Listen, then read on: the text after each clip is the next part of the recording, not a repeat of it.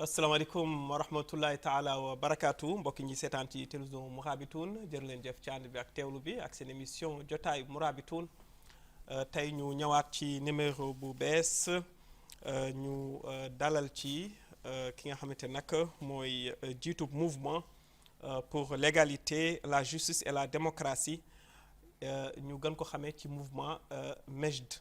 naka noonu mu doon itam membre ci coalition bi nga xam ne mu yor coalition anti système bokk ci kujjeeg politique bi nga xamante nag jamono ji ñooy kujje ak nguur gi naka noonu itam mu doon ab deuxième vice-président bi nga xam ne moom la ñu dénk lépp lu jëm ci wàllub politique ci biir coalition anti système boobule di sëñ Mouhamadou Diallo tey moom lañ fi dalal ci émission jotaay Mourabitoun ñu fas yéene waxtaan ak moom tey ci lépp loo xam ne dafa aju ci wàllub kon dialogue national bi dinañ ci waxtaan waaye itam dinañu waxtaanee li nga xam ne moo jëm ci li ñu duppee kon génne bi nga xam ne itam doon nañ ko génnee étranger yi pour organiser waat comme ni ko nguur gi waxee naka noonu itam dinañ waxtaanee li jëm ci wàllub arrestation yi nga xam ne gis nañ ne itam ay activiste ak ay nit yoo xam ne ay nituk politique lañu yoo xam ne jot nañ leen arrêté ba yóbbu leen ci nungu siin loolu yëpp dinañ ci waxtaan tey waaye laata ñu dugg ci waxtaan dañuy nuyoo ko suñu gan sëñ Mouhamadou Diallo ñu ngi lay dalal jàmm ci émission jotaay Mourabitoun. Merci Babacar. bismillahi rahmaani rahim wa sallallahu ala nabil karim maa ngi am mbette dellu fi tey ci seen studio Mourabitoun ci seen émission jotaayu Mourabitoun mbette bu mag la janook yow mën a waxtaan ak yow lu soxal en tout cas askan wi. jërëjëf sëñ Mouhamadou dañuy door rek tey émission bi ak li nga xam ne jot naa ko kon junju ci bi may door ci sama présentation. tey ñu gis benn climat bu doy waar boo xamante ne nemmeeku nañ ko jamono ji ci réew mi waaye sax ci réseaux sociaux yi mbàllu jokkoo yi xasante bi saagante bi ku ne di xas sa morom waaye itam ku ne di jiiñ sa morom ne bokkoo ci réew mi mu di ay kàddu yu ñaaw yu nga xam jamono ji dem nañu sax ba ko teg ci deru ay député ak ñoo xam ne ay kilifa lañu ci réew mi tey ma bëggoon nga indil ma ay leeral tey ci lan moo waral kon jaxasoo boobu noonu nga xam ne gis nañ ko jamono ji ci climat bi li soxal askan wi ak li soxal wàllub politique ci réew mi. waaw li nga wax lii Babacar affaire bu am la parce que ñun ñëpp ñu ngi temps yi constaté ci li ñuy wax réseaux sociaux ay wax yu ñagas ay wax yu tegginewul mais surtout ay wax yu nga xam ni mën na yëngal walla jur fitina ci biir réew mi loolu nag bu réew demee bu egg foofu kilifay réew yi duñu war jël seen motukaay parce que Mauritanie pays bu fragile la comme pays africain yu bare d'ailleurs baax na nit yi di surveiller seen kaddu di surveiller seen waxin di surveiller nu nuy comporté wu ak seen mbokk yi parce que lu nu gën seetlu tey mooy yàqu der nit tuumaal nit bokkul ci réew mi tuumaal nit buggul moromam mauritanien loolu ay affaire yu garaaw la yu nga xamee ni buñ ci jógul teel mën na jur fitna man nag dama defa ni loolu bu amee ci ñu ŋànk réew mi nunu war jublu pour nu mën a jël seen motukaay pour lu nga xam ni lépp luy yëngal réew mi bañ a am mais aussi doomi réew mi ku nekk dafa war xam fu mu war yem parce que réseaux sociaux yi dafa def nit yi xamatuñu lu ñuy def parce que boo jëlee sa téléphone nga def ni yow journaliste nga walla yow star nga ciy wax li leen neex te xamoo lu muy jur ouais. loolu problème la D'accord. baax na nun en tant que citoyen nu yar suñu bopp mais baax na aussi nguur gi xam nit ki am na luñ ko may mais aussi am na fu mu war a yem d'accord. mais loolu aussi ça ne veut pas dire que nit yi waruñu joxe seen xalaat ci luy dox ci réew mi d'accord. problème bi foofu la nekk c'est-à-dire que mën nañu wax suñu xalaat fekk dara duñu ci fekk mais xalaat bu ñuy wax bi ak wax bu ñuy wax yi yu ñuy waxee na wax yu teggin wax yu ànd ak sarte réew mi d'accord. man loolu laa gëm dafay vraiment dafay sàmm li nga xam ne mooy cohésion dafay sàmm suñu dëkkaale nun ci suñu bopp sàmm suñu respect suñu diggante loolu moo war a nekk mais aussi am na yenn yi boo moytuwul dem koy jiiñ ñi jiite ñi d'accord man sax de ci cadre boobu si laa bëggoon ñëw léegi waaw parce que dama gis ni jiiñante bi dafa xaw a doy waar parce que ñenn ñi jàpp nañu que ni dafa am ñoo xam dañu am benn agenda par exemple nguur gi dañu am benn agenda bu ñu bëgg a doxal ñeneen itam jàpp ni dafa am vraiment ay nit yu nga xamante ni ba tey maanaam dañoo yor benn xalaat bu nga xamante ni nag moom la Flamme yoroon bu njëkk ba tey agenda yooyu itam lu ñu bëgg a doxal ci biir réew mi maanaam mooy fexe ba yeefi fitna indi ay problème mu waaso et tout ça léegi ma bëggoon xam exactement tey lan nga jàpp ni moom moo waral kon jiiñante boobu nga xam ne am na ci diggante nit yi parce que bu njëkk ñun daaw ñu jiiñante sax ci cadre race kii nit ku ñuul la wala nit ku xees la wala kii fii la bokk wala fii bokk fi mbiru waxu Flamme ak yu mel noonu sax daaw ñu ko dégg tey bu ñu demee bu commencé dégg loolu lan nga jàpp ni moo ko waral. xam nga man li ma gën jaaxal ci wax yi wax yu bare yi c'est que tuumaal yi dafa bare te bu ney tuumaal par exemple yow wax nga fi Flamme Flamme lan la c'est un mouvement politique comme man ni ma nekkee mouvement politique comme keneen ni mu nekkee mouvement politique mais on dirait que dafa am benn fixation ci ñooñu loolu nag affaire yu doy waar la parce que ici mouvement yi ñëpp xam nu leen ne mouvement yu bari nu ngi fi ay mouvement politique il y a des mouvements d'obédience nationaliste arabe bassiste nasseriste il y a des mouvements démocratiques il y a tout mais pourquoi nu del yëpp teg ko ci benn mouvement loolu doy na waar mais xam naa mouvement boobu am na ay kàngam yu mag yu mën ko leeral mais man loolu pour man lu ci gën bare ay tuuma la parce que boo waxee nit ki dafa am agenda mais indil firnde am na agenda indil firnde rek am na agenda léegi man li ma ci gën metti mooy ay tuuma yu nga xam ni dafay tegu ci waaso ci affaire u xeet te loolu warul am parce que nit ki mën na yore ay xalaatam boo koy laal ko ci xalaat yi d'accord mais bu ko laal ci waaso effectivement loolu mooy yoon voilà loolu mooy yoon donc moi je ne suis pas mënuma cautionner nuy dóor un mouvement parce que du ne wax ni waaso bii moo fi nekk waaso bi non ñooñu ay citoyens mauritaniens yu am ay xalaatu politique nu ngi koy wéyal léegi yow boo amee ay firnde nit ki mu ngi def lu bon ci gi da ngay génnee firnde bi te am na yoon am na loolu mooy problème bi d'accord léegi est-ce que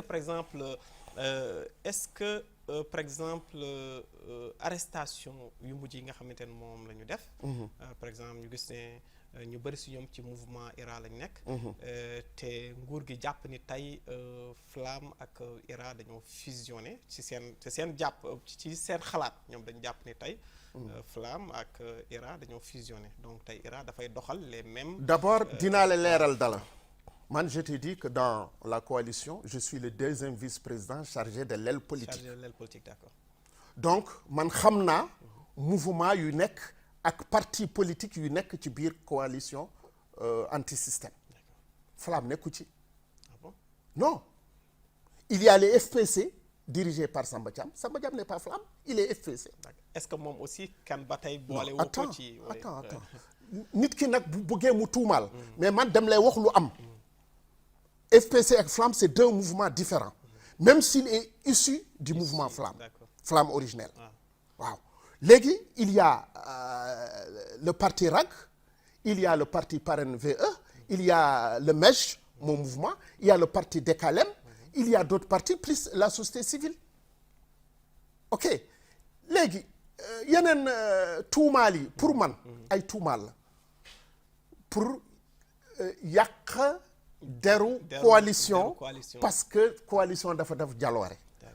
Pourquoi parce que ci élection présidentielle bu mujj bi coalition bi moo topp ci ku ñu jiite ki tey te ñoom xam nu ne aujourd'hui la force politique la vive force politique bu nekk ci terrain bi mooy coalition anti-système. donc man dama ko jàppee en tant que membre de la coalition système ay tuuma la bëgg yàq deru nit yi pour wàññi sunu dynamisme politique. mais nous ne sommes pas nés de la dernière pluie. d'accord léegi est-ce que par exemple sànq dama dégg nga ni nguur gi dafa war a jël ay matuwaay ay dispositions. waaw ci li nga xam ne mooy discours haineux yi nga xamante ne nekk jamono ji ñu ngi koy woyale ci réseaux sociaux yi. est-ce que jàppoo ni itam arrestation yi nga xam ne moom la ñu defoon ci par exemple waa Irak comme Warda comme Ablaye Ba ñu mel ni est-ce que ñooñu itam waxuñu itam lu tax ñu war leen arrêté parce que bu fekkee dañu wax ci loo xam ne dafay yee itam fitna ci réew mi est-ce que jàppoo ni itam dañ leen war a arrêté. man dinaa la wax sama xalaat ci arrestation yi pour man arrestation yi pexe la pour nit yi bañ a wax dëggantaan seen xalaat ci nguur gi. pourquoi parce que Warda lan nun ko jàppee woon dafa am benn acteur politique homme politique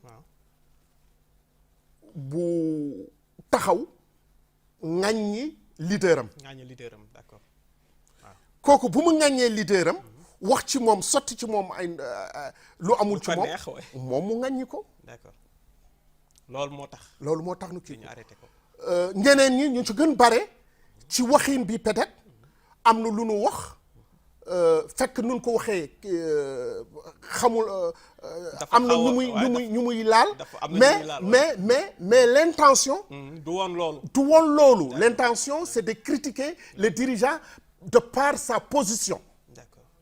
wax leen ni lu xew ci réew mi moom mooy responsable. c'est la même chose que Ablaye Ba. d'accord mais ci cadre boobu tey ñu gis ne moom Ablaye Ba ci cadre boobu ñu ko jàppee muy mbiru étranger yi nga xamante ni tey Mauritanie jël na ay dispositions def déggoo ci ak Union européenne pour mën a organiser waat li nga xam ne moom mooy wàllub étranger yi ci biir réew mi parce que gis nañ ñu bari ci ñoom fii la ñuy jaar pour dem Europe te itam jàpp nañ ni bu ñu fi bëree ba bëri fi itam mën na créer insécurité ci réew mi tey est-ce que nguur war na mën a jël par exemple disposition bu toll noonu boo xamante ni moom maanaam am na souveraineté bu mat sëkk pour jël loolu est-ce que tey par exemple ku mel ni Ablaye Ba wala keneen koo xamante ni par exemple bokk ci nguur war nga mën a am benn position contre li nga xam ne moom la sa état bëgg def ci cadre li nga xam ne mooy immigration. waaw kooku am naa ci jàngat nguur gi en tout cas nous au niveau de la coalition duñu wax nguur gi am na sañ-sañ organiser situation étranger yi ci biir Mauritanie kooku kenn du ko laam-laamee c'est-à-dire que war nga am ay kuréel war nga am ay loi pour organiser la vie des étrangers ou ci sa biir réew kooku amul nun koy laam-laamee mais le problème fu mu féete problème bi ci traitement. D'accord. ci traitement. ni ñu ko doxalee.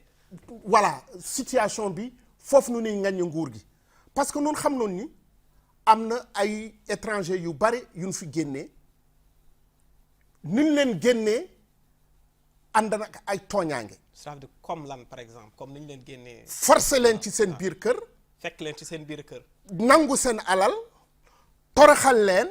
et on a eu des cas on a eu des exemples. doy na waar waaw. te gars yi da ngeen amay preuve yu leer waaw déglu rek kooku kay ñëpp xam nun ko. c'est-à-dire que nun waxunu nguur gi bu mu def liggéeyam. par rapport aux étrangers parce que pays bu nekk am na nu muy gérer en tout cas les étrangers ci réewam. mais boo demee bay di jël nit ki ormal ko jël ko de manière normale deg ko ci ay conditions bu baax delloo ko foo ko war a delloo parce que man jot naa ay information ni ci Rosso mooy sama ville natale présentement les Guinéens yu ñu yóbbu woon Sénégal daf leen delloo ils sont là-bas en train de vadrouiller à Rosso à l'intérieur mais ça constitue une insécurité. Ah oui, total. ñoom jëlee nun leen fii jëm nun yóbbu nun leen Sénégal Sénégal delloo leen ne la kooku situation bi lan la mën a jur bu nu toogee foofu liggéeyunu ça peut être un problème pour la population rossoise bien sûr. N'est-ce pas? Alors que fekk ay Guinéens la ñoom mën noonu woon traiter directement avec les autorités guinéennes c'est quel problème quelle solution on va trouver à ces gens-là. nit yi loolu nu ñuy ŋaññe mais ŋaññunu parce que ñoom nu ngi def seen liggéey mais nun koy doxalee moo am ay problème d'ailleurs jur na yow yaa ngi koy yëg jur na d'ailleurs mu laal ay xale fekk ci Mauritanie nu bokk ay citoyens mauritaniens qui ont été touchés. ay citoyens parce que gisoon nañu ay vidéo yoo xamante ni. voilà ay député IRA ñoo ko def. c'est-à-dire que ñi Ablaye wax pour expliquer ñi ñoom Ablaye Ba wax ci loolu nu wax ñoom waxunu réew mi warul def lu muy def non war na ko def parce que pays bu nekk am na pays mën na wax tey il faut nga am carte séjour pour nga am ko nii nga koy amee et cetera nga fixer say critères mais ñi ngay xam ni nekkunu dans la situation régulière da nga leen war traiter dans le respect de leur dignité jël leen ci jël bu baax dugal leen foo war dugal parce que nguur am na doole. yóbbu leen fu nga leen war a yóbbu. d'accord kon jàpp nga ni xaalis bi nga xam ne moom la leen Union européenne injecté war nañ ci mën a jël ay vol. pour mais justement xaalis boobu lu muy njëriñ xaalis boobu logiquement c'est pour pouvoir traiter situation bi avec respect avec les moyens qu'il faut mais boo jëndee ay nit sànni leen à Rosso wala yóbbu leen Sénégal delloo leen. mais les 200 millions yu na am yi mën nañu ci war génnee dara pour louer ay charters pour les amener à Conakry ou pour les amener à la baie et cetera. Ils ont assez de sous pour ça. d'accord mais ci conditions yi nga xam ne moom la Mauritanie signé ak Union européenne est-ce que jàpp nga ni conditions yu normal la est-ce que war nañu mën a signer ak Union européenne. xam nga foofu gaa dafa bare wax parce que ñoom.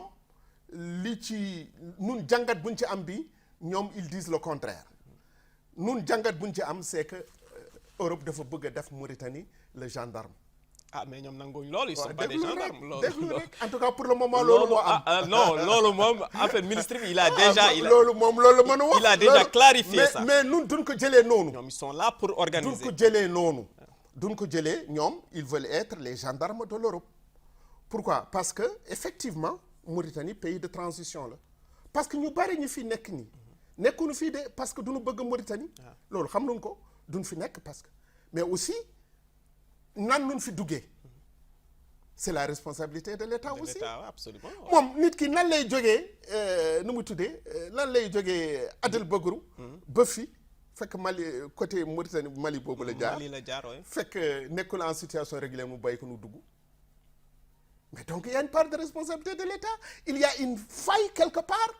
C'est-à-dire que l'étranger là, dès le départ, on doit war nañu ko wax li mu war a yore pour mën a toog ci réew mi wala nu jox ko un délai suffisant pour mu nekk en règle loolu yëpp ay affaires yu nu war a waxtaan la parce que am nay étranger boo leen questionné du leen di wax nu du nu xëy suba rek nu et puis am na ñeneen ñu wax aussi amoon na période ñoom du ñu geler renouvellement de carte de séjour bi loolu ay problème la mais aussi en fait le ministre de l'intérieur par exemple Mamoul Khourizi leeral na ci kanam assemblée barka démb que ne dañu gis ne carte séjour yi ñoom dañ ko may woon gratuitement au départ au départ mais dañu gis ni beaucoup des étrangers ñoom bëgguñu renouveler parce que y a certains yoo xam ne dañu am beneen intention est-ce que itam d'accord étranger xam yi nga loolu fekkee dañoo am intention pour vraiment maanaam Babacar jalgati je n'ai aucun yoon problème. pour am ay kayit Non. fii Mauritanie je loolu n'ai itam aucun problème par rapport que étranger bi dafa war nekk en règle quels que soient les critères fixés dafa war nekk en règle et je n'ai pas de problème étranger bu nekkul en règle nu génnee ko réew mi mais nun koy génnee réew mi ak nun koy traité foofu la am problème d'accord c'est D'accord. aussi simple que ça d'accord léegi ci cadre problème yi nga xamante ne amoon na fii ñu ci cadre boobu jusqu'à présent ñu ne ay Mauritaniens la ñu jàpp bëgg leen génnee itam loolu est-ce que jàppoon c'est quelque chose itam normal su fekkee dañu jàpp ay Mauritaniens yoo xam ne amuñu këyit comment c'est normal amuñu carte d'identité mais il faut ñu téye leen pour xam exactement est-ce que c'est des Mauritaniens dëgg-dëgg origine ou pas téye leen d'accord waaw pour vérification waaw je suis d'accord waaw c'est ça non là je suis d'accord téye leen pour un temps bien précis le temps nga def say enquête pour xam ne exactement ndaga Mauritanien la wala du Mauritanien mais xoolal le cas de Khalidou Diallo de Célibat bi bin ko téyee moom moo njëkk wax Mauritanien la mu xëy Mauritanien mu ni sama papa wala sama nijaay ak sama yaay nu ngi fii ci dëkk bi mais il lui a pas donné le temps d'écouter ses parents doon ko taxañ daf ko ci oto yónni ko Mali bu mu eggee Mali mu ni leen moi je suis mauritanien gaa ñi taxañaat ko yóbbu ko Mauritanie il a fallu que bu mu delloo nag mu dugal ko fii ci benn commissariat les éléments de IRA se sont mis en branle buñ ko nekkee en branle nu woo nijaay ji woo yaay ji pour wax leen ni kii ay waajuram nu ngi ni mauritanien la c'est quand il y a eu comment dirais cette pression là qu'ils ont fini par libérer les gens là on les a libérés quand même n'est-ce pas non il a fini par être libéré mais warul woon am parce que bi mu leen waxee sama yaay ak sama papa nu ngi fi boobu nu leen waroon indi mais xam nga lii yëpp lan moo ko jur lu ko gën mag problème enrôlement oui ah bon il y a des milliers de comment il s'appelle encore Khalidou Diallo des Mauritaniens de père et de mère qui n'ont pas leur état civil mais si ñoom la est-ce que ñoom defuñu ay démarches si pour ñoom la attention wut vraiment ay kayit comme tout le monde mais tout le monde cherche à avoir ses papiers mais doxin bi pour am papier bi aussi dafa am problème parce que di nga gis nit am reçu mu recensé ko mu am reçu mu toog 2 ans fekk il a été recensé kayitam génnugul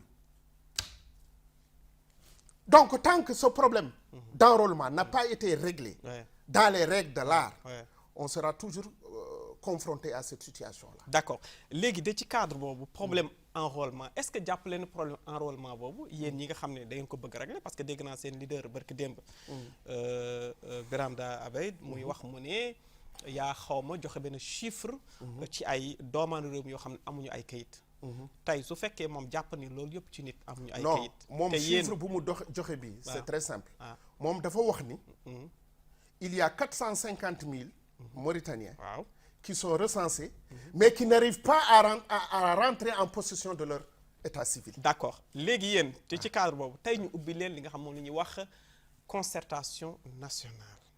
yaa ngi déglu foofu waaw. vraiment tey ñu ubbi leen bunt yi. yéen bien vrai que am ngeen ay problèmes beaucoup de problèmes que président Birame moom si boppam. tey mi ngi wut pour ñu jox ko licence. ci parti RAC. ba tey mënu ko am. Et puis il y a énormément de problèmes. tey vous avez devant vous le dialogue national. ñu ubbi leen bunt yi pour ngeen ñëw. ñu waxtaan ci problème réew mi. tey lan moo leen tee dem ànd ak gars yi ci li nga xam ne moom la ñuy woote. ngir ñu waxtaanee problème réew mi ba li nga xam ne mooy problème mën fee jóge. ku ci ne ñu jox la àqam ak yelleefam. waaw déjà comme abordé nga point bi mooy dialogue national bi pour. bu fekkee am na ay nit yu ñuy suivre ñun dans nos conférences de presse en tant que coalition anti-système bi ñu jógee ci élection yu mujj yi ba nu jox noo les fameux 22%. Ouais. nu ni waa ji moo gagné. moo gagné oui. nous on a contesté. D'accord. joxe sunu ay firnde. alors. on a fait une conférence de presse. ci conférence de presse bi. on a dit. qu'on tend la main au pouvoir. Ouais, bien sûr. pour un dialogue. Bien sûr. Comment un acteur politique peut refuser le dialogue? Nous, par principe, on est pour le dialogue. La coalition n'a jamais refuté le fait d'aller au dialogue. Non, on n'a jamais dit ça. Par contre, on dit qu'on veut des garanties. Pourquoi? Des garanties comme quoi? waaw déglu rek boo ma dégloo di nga déglu de. D'accord. parce que nun du ni sunu taarix bariwul. yàggul. nu jël rek dialogue avec Razouane. Razouane bu mu ñëwee ak léegi ay dialogue yu bari def nañu fi. ana résultat dialogue yooyu. il a dialogué directement avec avec IRA et Biram. Ils ne se sont pas entendus. D'accord. 2, il a dialogué avec l'ensemble de l'opposition politique. On n'a pas vu les résultats de ce dialogue.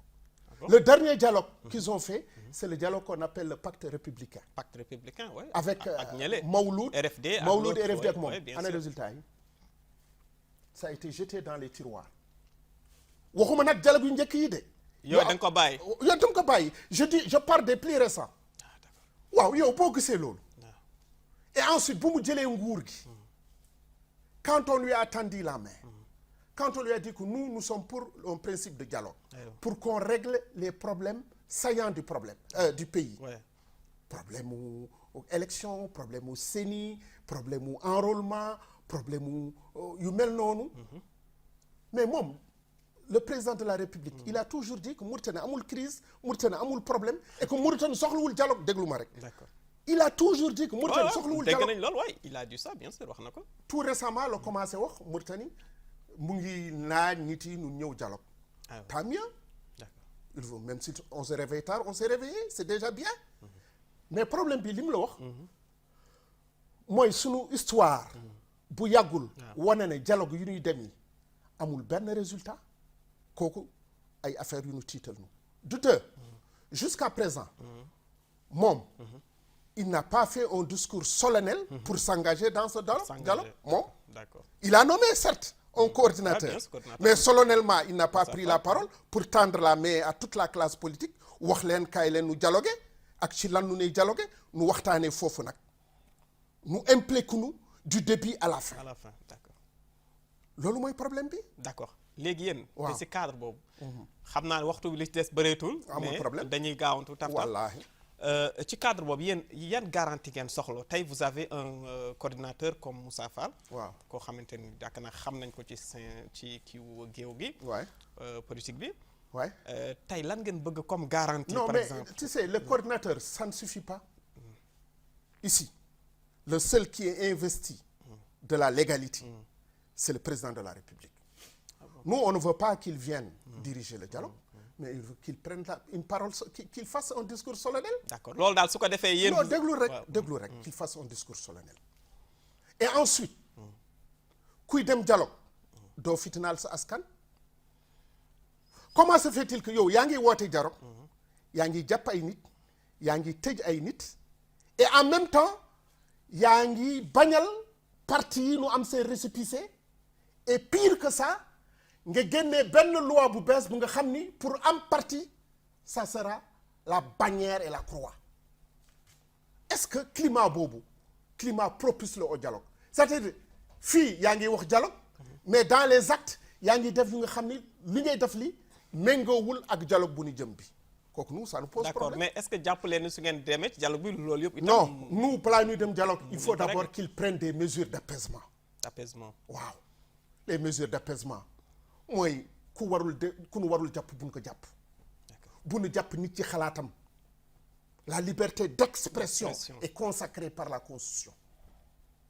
ñi ñu jàpp ñi ñëpp liberté Ahmed Samba lan moo ko yóbbu Ablaye Ba lan moo ko yóbbu lan moo yóbbu woon kii Warda lan moo yóbbu woon Mohamed Samba lu tax tey jii mu ngi laam-laamee du ñuy yëkkati kii mbaaraanu kiiraay vous dites ça en wolof. Ah bien sûr mbaaraanu kiiraay waaw mbaaraanu l'immunité parlementaire.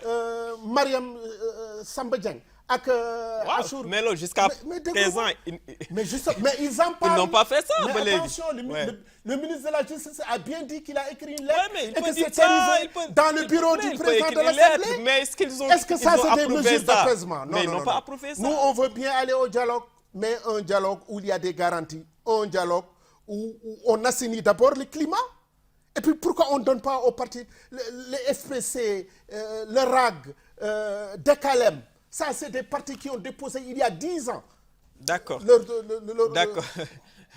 D'accord. Donc il faut vraiment, comme ni nga ko waxee, climat boo xam ne c'est propice pour li nga xam ne pour le dialogue bi loolu nga dégg. climat boobu amagul. mi ngi noonu. De toute façon sëñ Mouhamadou Diallo. doon ki nga xamante nag moom mooy jiitu mouvement MEJD. bokk ci mouvement itam bi nga xam ne moom mooy coalition anti système bokk ci kujje gi nekk deuxième vice président bi nga xam ne ñu dénk lépp lu jëm ci wàllu politique. moom lañ fi dalaloon tey ci émission jotaay Mourabitoun. Vraiment waxtu yi mayuñu pour ñu wax lépp mais quand même ñu ngi lay gërëm di la sant vraiment ci li nga xam ne moom mooy teewaay bi ak vraiment waxtaan bi ñu ngi lay gërëm di la sant. Merci Fall maa ngi lay jaajëfal.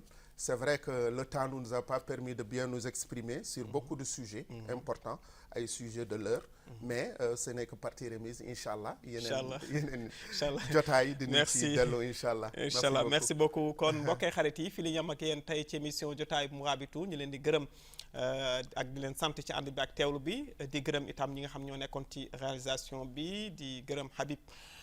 Ci réalisation bi ngeen àndoon ak Babacar Fall mu leen doon présenté ci li nga xam ne mu yore woon lépp lu jëm ci wàllu présentation ci émission bi ñu leen di jox dig daje ba ci beneen numéro ci émission jotaay Mourabitoun di leen wax asalaamaaleykum wa rahmatullahi taala wa barakaatu.